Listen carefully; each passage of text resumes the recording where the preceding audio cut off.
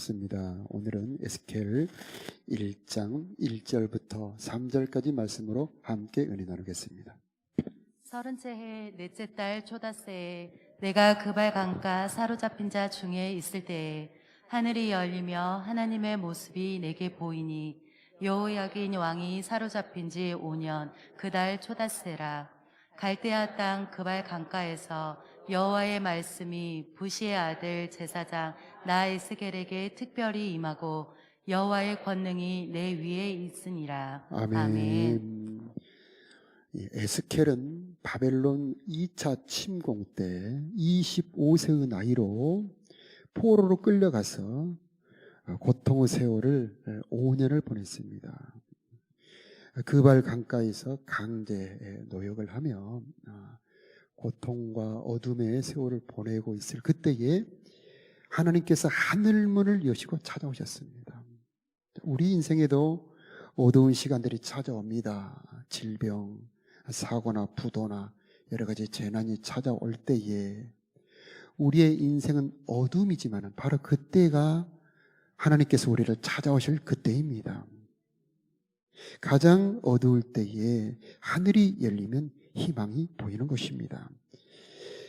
에스겔을 찾아오신 하나님의 모습을 1장 26절에 말씀을 하고 있는데, 그 생물들의 머리 위에 궁창 위에 보호자의 형상이 있었는데 그 보호자는 남보석 같이 보배로운 보좌가 있었고, 그 보좌 위에 한 형상이 있는데 사람의 모양 같은 그런 형상이 있었습니다. 그분은 찬란한 무지갯빛 광채가 사방으로 뿜어져 나와서 감히 그 얼굴을 보지 못해서 에스겔은 그 보좌 앞에 엎드렸습니다. 어두울수록 우리는 보좌에 앉으신 하나님을 바라보아야 합니다. 하나님의 보좌는 온 우주의 중심이고 온 세상을 다스리는 센터입니다. 에스겔처럼 보좌 앞에 엎드리는 자들에게 은혜가 있습니다. 물이 낮은 곳으로 흐르는 것처럼 보좌 앞에 엎드리며 경배하는 자들에게 하나님의 은혜가 내려옵니다. 시편 16편에 보면 그 보호자의 은혜가 나오는데, 주께서 생명의 길을 내게 보이시리니 주님 앞에는 충만한 기쁨이 있고 주님의 오른편에는 영원한 즐거움이 있나이다. 충만한 기쁨이 있고 영원한 즐거움이 있나이다. 아까 우리가 찬양할 때는 구원하심이 보호자와 어린 양에게서 나온다 말씀하지요. 모든 좋은 것은 다 하나님의 보호자로부터 흘러나오는 것입니다. 생명수가 흘러나오고요, 생명의 길을 보여주시는 것도 보호자로부터 흘러나오고 있습니다. 그러므로 우리는 어려울 때일수록 하나님의 은혜의 보호자를 바라보아야 하는 것입니다. 그때에 때를 따라 돕는 은혜가 있게 될 것입니다. 우시야 왕이 죽던 때에 이사야도 하나님의 보호자를 봅니다. 하나님의 그 거룩한 옷자락이 성전을 가득 덮었습니다. 신부가 결혼할 때에 옷자락을 쫙 깔리는 드레스를 입었던 것처럼 하나님의 거룩한 옷이 성전에 가득하 있는데, 그 영광의 모습을 보고 이사야가 화로다, 화로다. 나는 입술이 부정한 자로서 영광의 왕을 배웠음이로다 할 때에 천사가 젓가락으로 제단 앞에 있는 밝은 숯불을 들고 날아와서 이사야의 입술에 대줍니다. 그러면서 보라, 이 숯불이 내 입술에 닿았으니 네 죄가 사하여졌고 내 허물이 깨끗하여 졌느니라 하면서 죄의 사함을 주십니다. 또 이사야에게는 사명을 맡겨주셔서 이스라엘 백성들에게 보내주셨습니다. 자, 우리들은 어떻게 하나님을 만날 수 있을까? 말씀을 통하여 하나님을 만날 수가 있습니다. 우리도 에스겔처럼 하나님의 말씀을 진심으로 받고 간직한다면 성령은 동일하게 임하실 줄로 믿습니다. 창세기 28장에 보면은 야곱이 하늘의 문이 열려 하나님을 만나는 장면이 나오는데, 야곱이 죽이려고 하는 형의 낯을 피하여 밧단 아람으로 도망을 가다가 베델에서 돌베개를 베고 잠을 자는데 꿈에 보니 하늘이 열리고 그 하늘을 향하여 사닥다리가 쭉 올라가 있는데 천사들이 그 사닥다리로 오르락 내리락 합니다. 그 위에서 하나님께서 말씀하시기를 나는 내 조상 아브라함의 하나님 이삭의 하나님 여호와라. 내 후손들이 어디로 가든지 네 후손들이 땅 동서남북으로 퍼져나갈 것이며 내가 어디로 가든지 내가 너와 함께 있어 너를 지키고 이끌어 인도할 것이다. 아멘. 이렇게 하늘의 문이 열려 하나님을 만나게 됩니다. 야곱은 일생 동안 그 하나님과 동행하는 일생을 살게 되었습니다. 우리의 인생이 어두울수록 하늘의 문이 열린다면 희망이 있게 될 줄로 믿습니다. 우리의 인생이 어둡고 답답할수록 하나님과 은혜의 보좌를 바라보아야 되는 것입니다. 에스겔이 엎드릴 때에 하나님께서는 에스겔을 다시 일으켜 주시고 에스겔에게 손을 펼쳐서 두루마리로 된 말씀을 먹여주십니다. 인자야 사람아 이 말씀을 먹으라. 그 말씀을 먹었는데 꿀송이처럼 달았더라. 하나님의 말씀은 맛이 있습니다. 하나님의 말씀이 꿀송이처럼 단 사람들은 복이 있는데 시편 1편의 복을 받게 되는 것입니다. 복 있는 사람들은 여호와의 율법을 즐거워하며 그 율법을 주야로 묵상하는 자로다. 저는 시냇가에 심은 나무가 시절을 쫓아 과실을 맺으며 그 잎사귀가 마르지 아니함 같으니 그가 하는 모든 일이 다 형통하리로다. 하나님의 말씀이 즐거워지는 축복이 임하기를 바랍니다. 은혜의 보좌 앞에 나갔을 때 하나님 주시는 선물 중에 가장 좋은 선물이 바로 꿀송이 같은 말씀을 주시는 것입니다. 여러분 예배 때마다 말씀이 꿀송이처럼 달기를 축복합니다. 우리 200을 하고 있는데 200을 할 때마다 하나님 말씀이 달고 시원한 생수 같기 축복합니다. 이런 매일 성경을 할 때도 마찬가지 말씀이 깨달아서 힘이 되기를 주 예수 이름으로 축복합니다. 말씀을 받아들일 때 성령도 함께 임합니다. 성령이 임하면 모든 것이 달라지지요.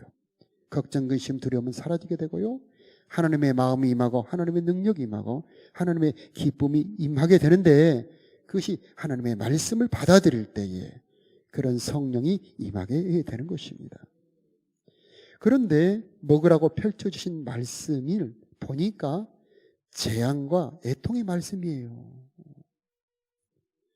그래서 에스겔 5장에 보니까 3분의 1은 전염병으로 죽고 3분의 1은 사방에 칼에 엎드러지고 또 3분의 1은 사방에서 흩어버릴 것이다. 이런 엄청난 재앙의 말씀이 나오고 있습니다. 우리 듣기에도 읽기에도 무서운 말씀인데 참 이상하지 않습니까? 이런 무서운 말씀이 왜 에스겔에게는 꿀송이처럼 달았을까? 참 이상하죠. 하나님은 좋으신 분이라는데 왜 이렇게 험하고 두려운 말씀을 주시는 걸까? 그런데 우리는 그 하나님의 의도와 본심을 안다면, 하나님의 그 진심의 마음을 안다면 이런 심판의 말씀도 은혜의 말씀이고 사랑의 말씀이라고 하는 것을 알게 되는 것입니다. 그런 험한 일을 당하라고 그런 말씀을 하시는 것이 아니고 그런 험한 일을 당하지 말라고 미리 경고의 말씀을 주시는 것입니다. 그러므로 하나님의 이런 심판과 두려운 경고의 말씀이 오히려 우리들에게 달고 좋은 말씀이 되는 것입니다.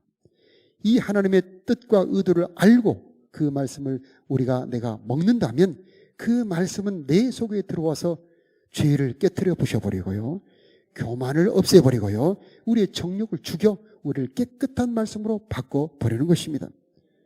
우리가 병이 있을 때 약을 먹이면 그 약이 쓰지만 우리 몸에 양약이 되지 않습니까? 그런 것처럼 하나님의 말씀이 비록 듣기에는 두렵지만은 그 말씀 속에 들어있는 생명이 있어서 우리를 새롭게 해 주시는 것입니다. 우리가 에스겔 말씀을 앞으로 보게 될 텐데 24장까지는 바로 이런 심판의 말씀이 계속 나오고 있습니다. 그 말씀을 읽고 들을 때마다 여러분 달게 받아 먹기를 축복하고요, 그 말씀이 여러분의 속에 들어와서 여러분을 정금같이 단련하는 그런 복된 말씀이 되기를 축복합니다. 성경의 대주제는 심판입니다. 영어로 저지먼트. 이 심판은 하나님으로서 하시는 가장 중요한 일 중에 하나입니다. 이 심판은 잘잘못을 가린다는 그런 뜻입니다. 하나님께서 인간 세상의 죄악을 벌하시고 의인들에게는 상을 주신다, 그런 뜻입니다. 죄를 심판하지 못하신다면 하나님이 아니십니다. 악인들에게는 벌을 내리시고 의인들에게는 상을 주시는 그런 심판의 하나님이시기에 하나님이 진정으로 하나님이 되시는 것입니다. 악인을 심판하심으로 하나님께서 온 세상을 감찰하시고 다스리심을 알 수가 있는 것입니다. 또 모든 사람이 심판 아래 놓여 있기 때문에 하나님께서 베풀어 주시는 구원의 은혜를 알 수가 있는 것입니다. 심판을 받는 것은 자기 죄 때문에 받는 것이지 벌을 내리시는 하나님의 잘못은 아닙니다. 그래서 하나님의 심판은 언제나 공정하고 옳은 것이죠. 학교에서 선생님께서 학생이 공부를 못해서 매를 때린다면 매를 때리는 선생님이 잘못인가요? 아니죠. 그 공부를 잘못한 학생이 잘못인 것이죠. 마찬가지입니다. 하나님께서는 악인에게 심판하심으로 공정하고 옳은 이 세상을 만들어 가시는 것입니다. 그런데 심판을 부정하는 사람이 참 많습니다. 악인일수록 더 심판을 부정하고 화를 냅니다. 죽으면 끝이지 무슨 죽고 난 다음에 심판이 있다는 말이야 하며 사후의 심판을 부정합니다. 그러나 성경은 끊임없이 말씀하십니다. 한 번 죽는 것은 사람에게 정한 것이요 그 후에는 심판이 있으리라.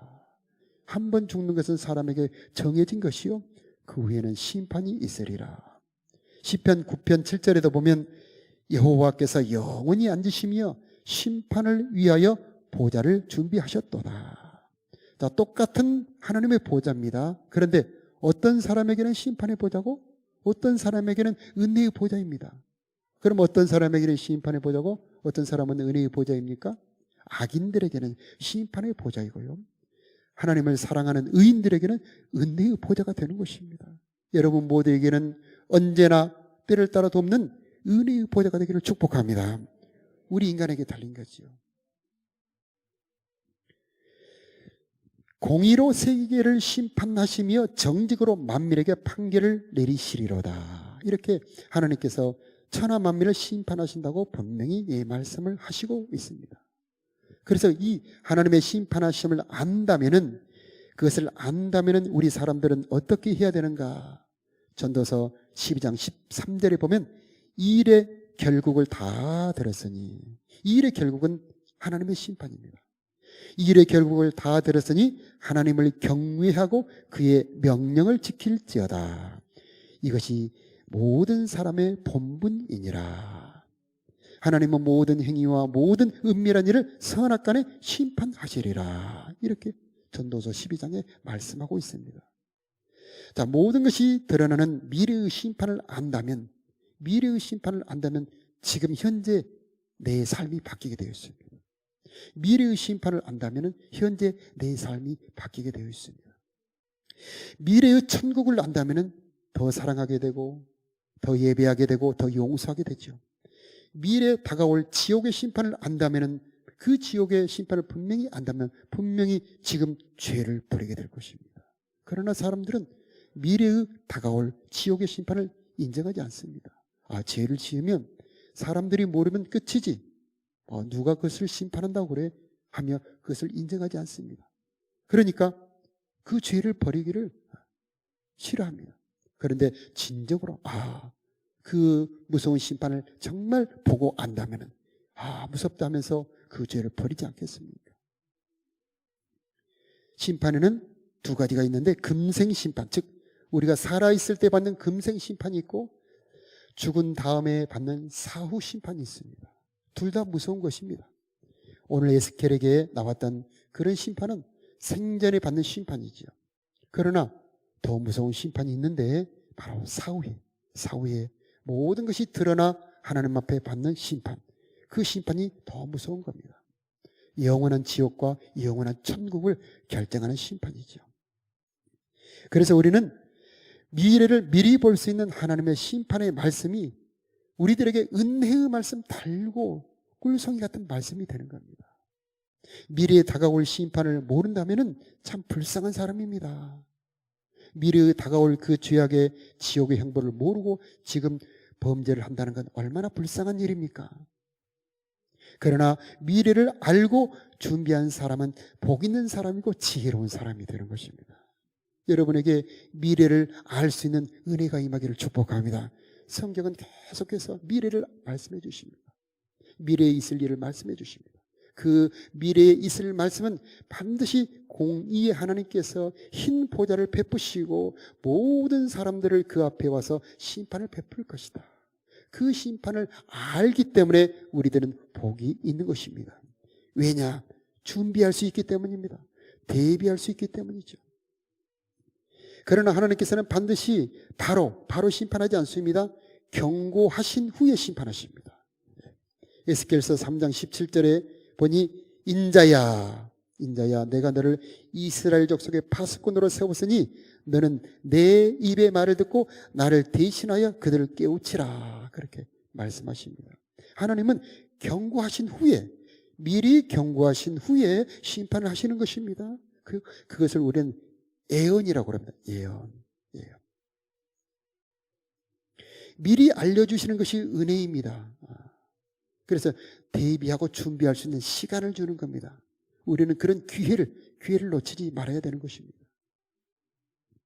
하나님께서는 아무도 멸망치 않고 다 회개하여 구원에 이르기를 원하시기 때문에 미리 경고를 해 주시는 것입니다. 우리나라도 각 나라는 재난경보 시스템이 있습니다.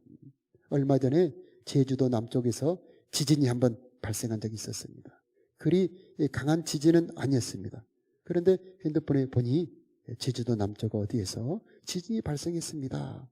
딱 뜨는 겁니다. 그런데 과연 한 20-30초 후에 땅이 흔들리는 겁니다.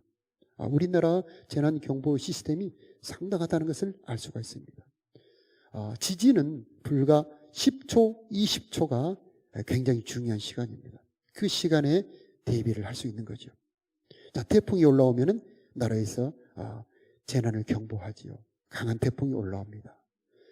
내일 아침에는 아주 영하 20도 내려가니 동파에 대비하십시오 하고 나라가 이렇게 재난을 경보해 주지 않습니까? 그래야 나라의 역할을 하고 있는 거죠. 하나님도 마찬가지입니다. 하나님께서는 다가올 미래를 알려주시어서 사람들이 대비할 수 있게 만들어주시는 분이십니다. 그래서 하나님께서는 부지런히 선지자를 보내십니다. 여러 가지 알리는 방법이 있습니다. 자연으로도 알리고 징조, 꿈 같은 것으로 알리시기도 합니다만은 하나님께서는 선지자를 통해서 경고하시는 경우가 가장 많습니다. 선지자. 그것을 파수꾼이라 그럽니다. 그래서 선지자는 반드시 하나님의 말씀을 가지고 그들에게 전달하고 경고해야 되는 겁니다. 듣는 자들은 주의하고 대비를 해야 되지요. 하나님의 경고를 무시하기 때문에 멸망하는 겁니다. 복 있는 사람들은 하나님의 경고를 귀담아 듣는 것입니다. 노아 시대에 노아를 통해서 하나님께서 그 시대 사람들을 경고합니다. 하나님께서 홍수로 심판할 것이다 하면서 방주를 짓습니다. 한 100년을 지었다고 그러죠. 그런데 사람들은 비웃습니다. 무슨 홍수로 전 세계가 멸망한다는 말이냐. 헛소리 하지 말아라 하고 비웃습니다. 그들을 믿지 않았던 거죠. 그런데 노아는 하나님의 말씀을 믿고 방주를 준비하죠. 하나님께서는 오늘날 우리들에게도 하나님은 노아처럼 경고하십니다. 물로 심판하신 하나님 이제 불로 심판하실 것이며, 아니 개인이 그 죽은 후에는 반드시 하나님의 보호자 앞에 가서 모든 것이 드러나 심판을 받을 것이다 라고 우리들에게 미리 경고를 해 주시고 있습니다. 이 경고를 듣는 자가 복이 있습니다. 여러분에게도 이런 귀가 열어지기를 축복합니다. 하나님이 경고하셨기 때문에 반드시 그런 일이 있을 것을 믿고 대비하는 지혜가 있기를 축복합니다. 무엇을 어떻게 준비해야 될지는 성경 여러 군데 자세히 나와 있습니다. 기름 등불을 준비해야 되지요. 흰 예복을 준비해야 되지요. 하나님 앞에 갈 수 있는 정결한 우리들의 흰 예복을 준비하는 여러분이 되시기를 축복합니다. 기도로 주님 오심을 준비해야 되지요. 복음이 무엇입니까? 심판을 설교할 때 참 듣기가 힘들지 않습니까? 왜 목사님 심판 얘기를 그렇게 많이 하십니까? 복음 얘기를 더 많이 해주시지요. 그런 말씀을 저도 많이 듣습니다. 그런데 심판을 모르면 복음도 모릅니다. 심판을 인정하지 않는데 어떻게 복음을 받아들인다는 말입니까? 내가 이렇게 죄를 받아 이렇게 엄청난 지옥 멸망을 받을 자이고 살았을 때에도 죄의 종, 마귀의 종으로 살아가야 될 그런 사람이라고 하는 것을 모르는데 어떻게 예수님의 십자가 보혈의 은혜를 알 수가 있겠습니까? 안다고 할지라도, 안다고 말은 할지라도 이것이 마음에 그리 다가오지 않는 겁니다.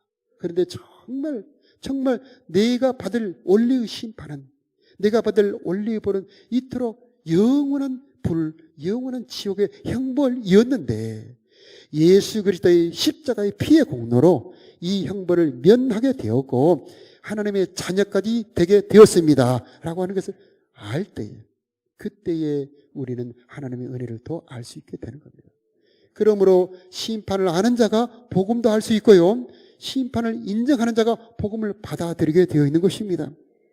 나는 별로 죄인 아니야, 나 정도는 괜찮아, 그렇게 생각하는 사람들은 하나님의 복음, 예수의 십자가가 그렇게 절실하게, 그렇게 깊이 들어가지가 않습니다. 그래서 착실하게 사는 사람일수록 오히려 복음을 받아들이지 않는 경우가 있죠. 그러나 하나님의 빛으로 쫙 비춰보면은 이사야도 화로다. 나는 입술이 부정한 자로서 하나님을 배웠다. 놀라지 않습니까? 하나님의 그 보호자 앞에 쫙 비춰보면은 그 앞에 설 자가 아무도 없습니다. 예수 그리스도의 보혈이 필요하지 않는 사람이 아무도 없습니다. 예수 그리스도의 구원의 은혜가 필요 없는 사람은 그 아무도 없습니다. 여러분, 은혜가 임하되 내가 어떤 심판을 받았어야 하는 존재인지를 깨닫는 은혜가 있기를 기도합니다. 그런 은혜가 있기를 축복합니다. 그 죄의 깊이를 아는 만큼 은혜의 깊이도 알 수 있게 되는 겁니다. 정말 자기에게 닥쳐올 그런 멸망 지옥의 심판을 깨닫고 어찌할꼬 하는 자들에게 그때에 우리는 구원의 복음을 전할 수가 있는 것입니다. 예수 그리스도를 믿으십시오. 당신의 모든 죄와 저주와 지옥의 형벌까지 예수님께서 다 담당하셨고 이제 구원을 이루어 놓으셨습니다. 이제 예수님을 영접만 하십시오. 그분을 주님으로 받아들이기만 하십시오. 할 때에 우리는 그들을 구원할 수가 있는 것입니다. 여러분, 누가복음 27장에 보면은요, 지옥에 간 부자 얘기가 나옵니다. 자기 집 앞에는 거지 나사로가 굶어 죽습니다. 그날 저녁에 부자도 죽습니다. 나사로는 낙원으로 가는데 그 부자는 음부 지옥에 떨어져 그 불꽃 가운데 부르짖으며 고통을 당합니다. 그런데 그 부자가 아브라함에게 간곡하게 요청합니다. 물 한 방울만 주세요. 근데 아브라함이 거절하죠. 갈 수가 없다, 줄 수가 없다. 그렇다면은 저 나사로를 보내요. 우리 형제가 5이 있는데 그들에게 이런 곳이 있다는 것을 알려주어서 그들이 이곳에 오지 않게 해주십시오. 그때 아브라함이 거절합니다. 이미 모세와 많은 선지자들이 있다. 그들에게 듣지 않는다면 이 죽었던 나사로가 다시 살아간다 할지라도 믿지 않을 것이다. 그들에게 들어야 할지니라. 그렇게 말씀합니다. 그 부자의 소원이 무엇입니까? 사랑하는 형제. 그 부자가 사랑하는 형제들이 있었습니다. 우리도 사랑하는 형제들이 있지 않습니까? 사랑하는 부모, 자녀들. 그들이 모르고 그 영원한 불지옥에 들어가 영원히 고통받는다면 얼마나 그것이 두려운 일입니까? 그 부자의 소원, 이곳이 있다는 것을 그들에게 알려주세요. 이곳이 있다는 것을 그들에게 알려주세요. 바로 우리들에게도 간곡하게 요청하는 그런 말씀이 아닌가요? 하나님은 사람을 찾습니다. 이 소식을 알려라. 심판과 구원을 알려라. 여러분, 심판만 말하면 안 됩니다. 심판과 구원을 말해야 됩니다.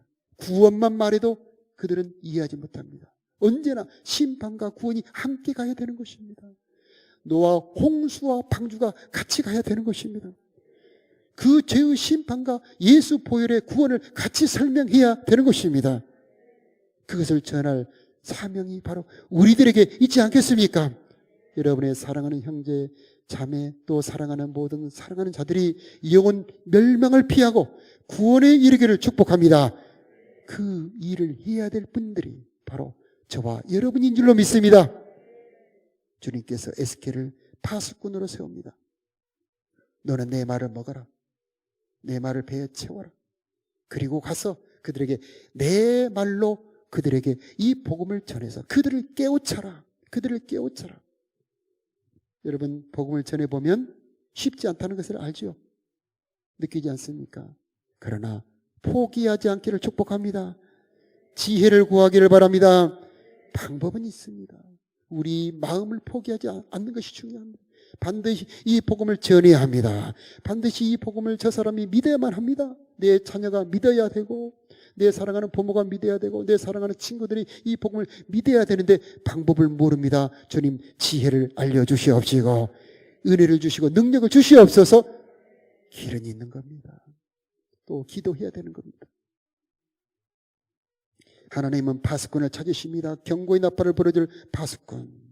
누가 저 멸망 지옥을 향해 가는 자들에게 구원 나팔을 불어 그들을 구원할까 찾고 계십니다. 저 여러분은 은혜의 빚진 자들이 아닙니까? 은혜의 빚진 자로서 이사야처럼 그 죄사함을 받았다면 나를 보내주소서, 내가 여기 있나이다 하며 그 파수꾼의 사명을 감당하고 자원하는 은혜가 있기를 축복합니다. 파수꾼은 사명이 있습니다. 내가 만일 이 소식을 전하지 않는다면, 내가 전하지 않아서 그 사람이 죽었다면 그 핏값을 너에게 찾겠다. 이것은 책임을 너한테 묻겠다는 것입니다. 책임 소재가 분명합니다. 그런데 내가 전달했는데, 네가 전했는데 그 사람이 안 들었다면 그 사람은 자기 죄 때문에 죽는 것이지만 너는 책임을 면한다. 그러나 그 전해준 말씀을 듣고 돌이킨다면 그 사람도 살고 너도 살 것이다. 이렇게 분명하게 책임 소재를 말씀해 주고 있습니다. 우리들에게는 이 사명을 감당해 우리 주변에 있는 많은 사람들을 구원하는 그런 저와 여러분이 되시기를 축복합니다. 심판의 말 다 듣기 싫어합니다. 내가 무엇을 얼마나 잘못했다고 그런 지옥에 가야 돼? 다 반발합니다. 그래서 우리는 성령의 도움을 구해야 됩니다. 여러분에게 은혜가 임하기를 축복하고요, 여러분의 입술에 하나님의 은혜의 성령이 함께해 주시길 바랍니다. 어느 날 하나님이 그의 마음을 다 만져주십니다. 여러분은 가서 전하기만 하면 됩니다. 듣든지 아니 듣든지 너는 내 말로 그들에게 고할지니라. 자, 어느 날 그렇게 거절하고 그렇게 핍박하던 사람이 어느 날 전화가 옵니다. 나에게 한번 소식을 알려주라고, 나에게 한번 설명을 해달라고. 예전에 그런 감정을 한번 들은 적이 있습니다. 그렇게 복음을 전했는데, 그렇게 매섭게 싸납게 핍박했는데, 너 같은 무슨 기독교 환자가 난 처음 봤다. 너 같은 사람은 처음 봤다. 나한테는 그런 말 하지 말아라. 그랬는데 어느 날 전화가 걸려옵니다. 나한테 와서 예전에 했던 그 말을 한번 들려주라고. 그 언니가 병원에 가서 암 진단을 받은 겁니다. 그때에 막 후회가 되는 겁니다. 그때 그 동생이 와서 나에게 그렇게 말을 전해줬을 때 내가 그렇게 거절하고 그를 매섭게 대했는데, 듣고 보니 그 말이 듣고 싶어지고 그 동생에게 미안해지는 겁니다. 여러분이 복음을 전할 때에 일하시는 분은 하나님이신 것을 믿으시기 바라요. 내가 설득하는 거 아닙니다. 나는 그저 말을 전달하는 전달자입니다. 우체부가 와서 아파트 그 우체통에다가 꽂아 넣는 것처럼 여러분은 그저 전달하는 것입니다. 한 번 죽는 것은 사람에게 정해진 것이지만은 그 뒤에 심판이 있습니다. 거기까지만 하면 안 됩니다. 예수 십자가 보혈로 죄의 사함을 받고 구원을 얻으십시오. 이렇게 반드시 심판과 구원의 말씀을 함께 전달해야 되는 것입니다. 그때 하나님이 역사하시고요, 하나님이 그들의 마음을 만져 돌이켜 주시는 것입니다. 저와 여러분, 이 전달자 파수꾼의 사명을 감당하기를 축복합니다. 그래서 저와 여러분을 통해서 많은 사람들을 구원하는 파수꾼의 사명이 잘 감당되기를 축복합니다. 에스겔서 6장 8절에 보면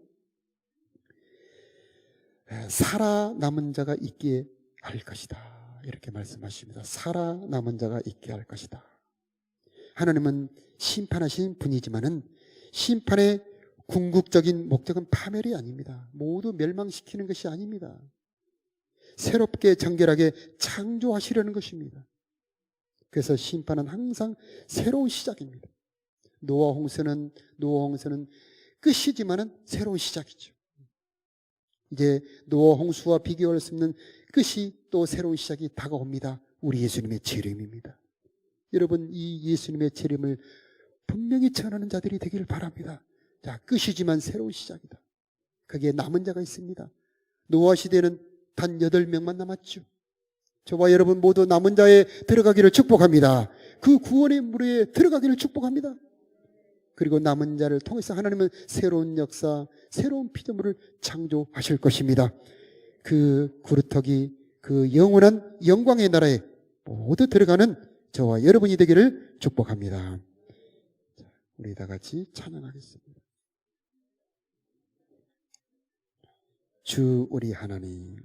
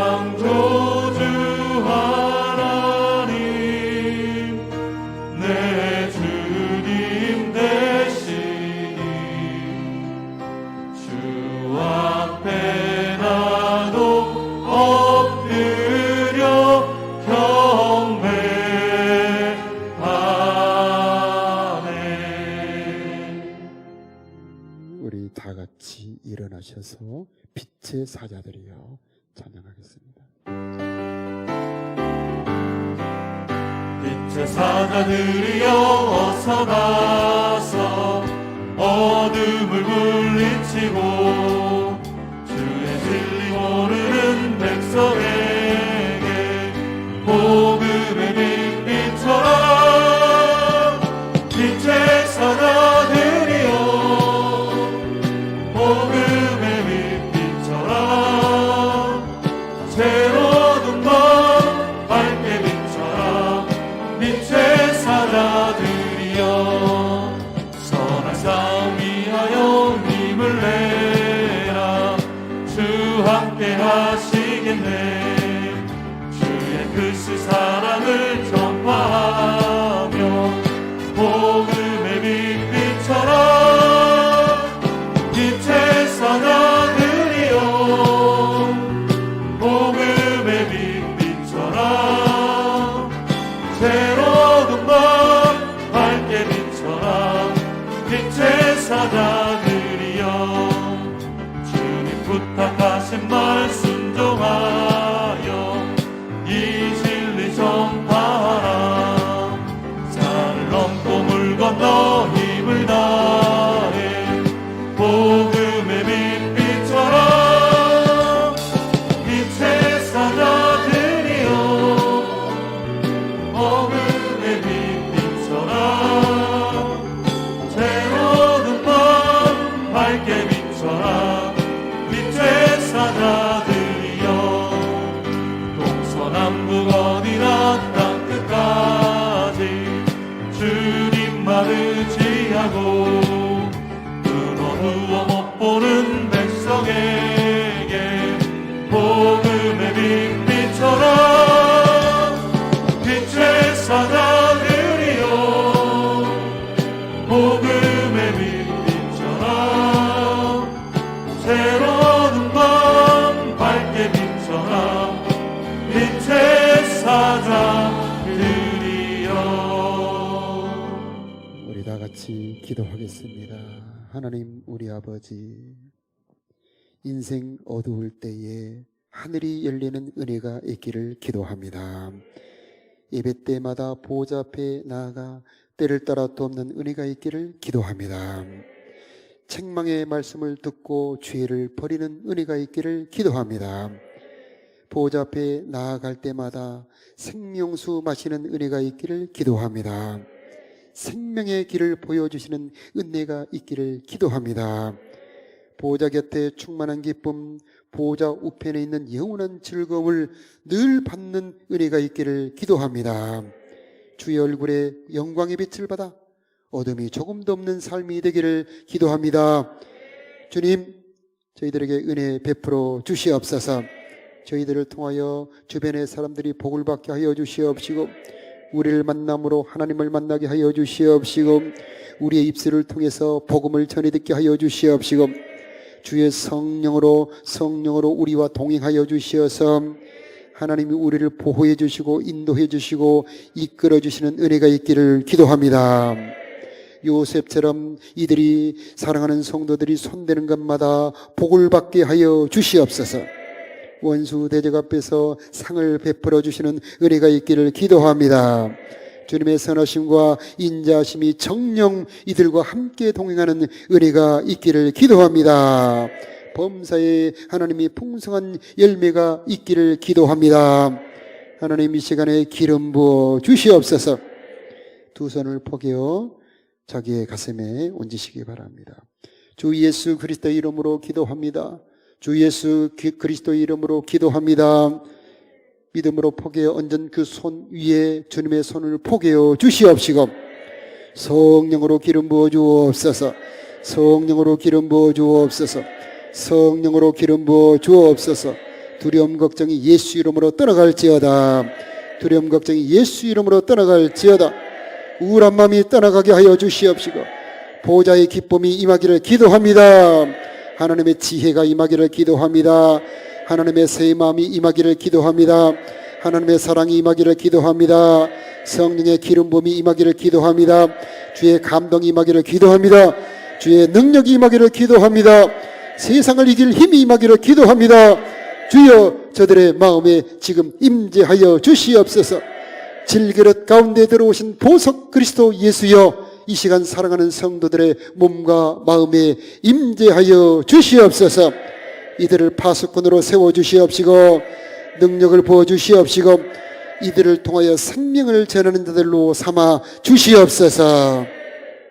이제는 우리 구주 예수 그리스도의 크신 은혜와 우리 아버지 하나님의 무궁하신 사랑하심과 우리로 하여금 파수꾼의 사명을 감당할 수 있는 힘을 주시는 성령 하나님의 도우시고 인도하심이 사랑하는 성도들의 머리 심령 위에, 저들의 가정 위에, 이 나라 이 민족 위에 이제로부터 영원토록 함께 계시기를 간절히 축원하옵나이다. 아멘.